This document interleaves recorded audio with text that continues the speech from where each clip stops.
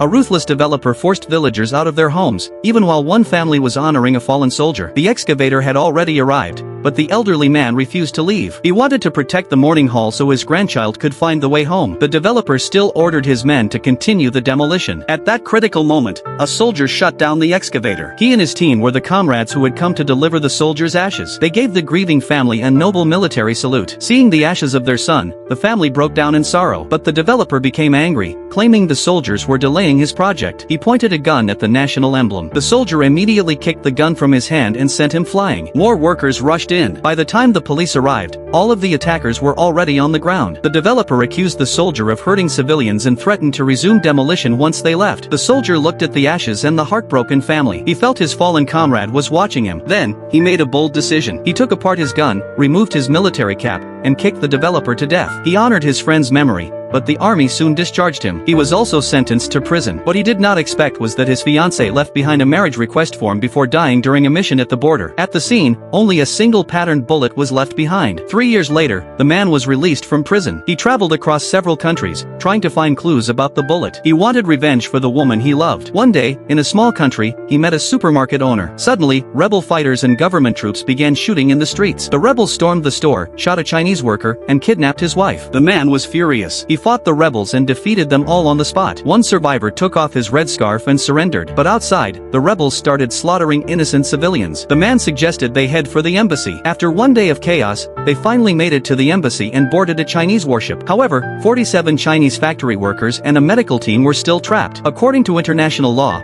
foreign troops were not allowed to enter. The man remembered his abandoned uniform. He chose to go as a free man and began the rescue mission alone. Before he left the ship, the supermarket owner told him the bullet that killed his fiancée came from the rebels. So the man, with no weapons or backup, rushed into the battlefield alone. Waiting for him was an elite team of mercenaries with advanced combat gear. They had already taken over the hospital and killed one member of the medical team. At the most dangerous moment, a jeep suddenly dropped from above. The man had arrived. Do you think he can save them all?